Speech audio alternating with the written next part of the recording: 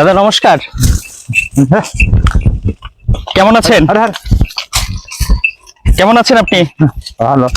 এই যে আপনার অনেকগুলো গরু, এই যে আসলে এগুলো কি মাঠে খাওয়ানোর জন্য নিয়ে যাচ্ছেন? খাওয়ানোর জন্য নিয়ে যাচ্ছি। মানে মাঠে বলতে বনে? বনে মানে আসলে বিল যাবে। ও আচ্ছা, এই যে বনে যে বিভিন্ন জায়গায় এই যে শুকিয়ে যাচ্ছে, পুড়ে যাচ্ছে, ওরে শয়তানকে আগুন লাগিয়েছে। ও আচ্ছা আচ্ছা, মানে শয়তানি করে। মানুষ শয়তানি করে আগুন লাগাই দিচ্ছে। হ্যাঁ। আচ্ছা, এই গাছগুলো শুকিয়ে যাচ্ছে কেন, আপনি কি কিছু জানেন? এই গাছগুলো ওটা আগুনের তাপমাত্রা শুকিয়ে গেছে।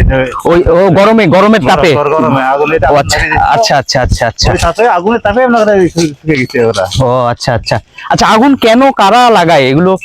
কেমন করে বলবেন ভাই, বিভিন্ন ধরনের লোক ভাই বনের ভিতরে। এখন মানে তাদের স্বার্থটা কি আসলে? ঘুরতে থেকে বন দেখতে আসে, কে নিশা খাইতে আসে।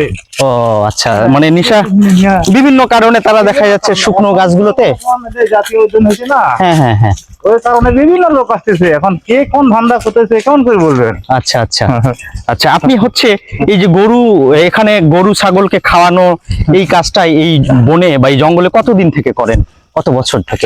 আমি বলতে পারবো না, আমার বাপ দাদা আগে থেকে চলে। অর্থাৎ আপনি এখানে এই যে গরু ছাগল এই জঙ্গলে করেছেন, আপনার আগে যে আপনার বাবা ছিল উনিও একই ভাবে এই পেশাতেই ছিলেন? তাদের বাবা ছিল, তার বাবা ছিল, এইভাবে চলতেইছে।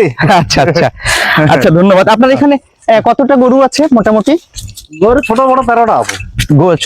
ছোট বড় 13টা আছে। আর ওইদিকে আমি দেখছি ভেড়া এবং ছাগল। ভেড়া আছে, ছাগল নাই, ভেড়া আছে। আচ্ছা, ভেড়া কতটা আছে? 9টা আছে। 9টা আছে, আচ্ছা ছোট বড় 9টা আছে। আচ্ছা আচ্ছা, ধন্যবাদ দাদা। আপনার নাম জানা হলো না? আমার হকনো হেপনো, আচ্ছা। দর্শক, আমার বাসা নবাবগঞ্জেই।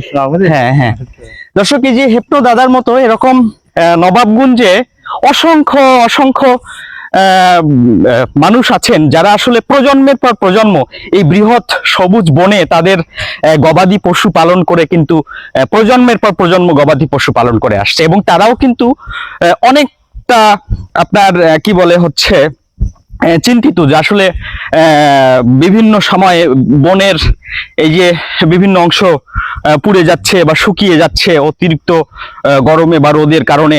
আসলে এই বিষয়টা কিন্তু তাদেরকেও ভাবিয়ে তুলছে, এবং তাদের এই যে চারণভূমি বা চারণ ক্ষেত্র, যে বনের সব জায়গায় তো আর আসলে পশুকে খাওয়ানো যায় না। কিছু কিছু জায়গায় আছে যেগুলোতে মানে এখানে নিষেধাজ্ঞা রয়েছে, কিছু গাছ রোপণ, নতুন কিছু গাছ রোপণ করা হয়েছে। তবে যে জায়গাগুলোতে নিষেধাজ্ঞা নেই তারা কিন্তু সেই জায়গাগুলোতে তারা খাওয়ান।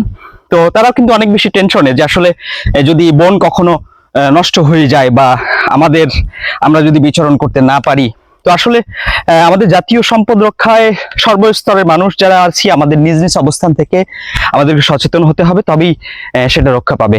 সবাইকে ধন্যবাদ জানিয়ে আজকে শেষ করছি। ভালো থাকবেন, আল্লাহ হাফেজ।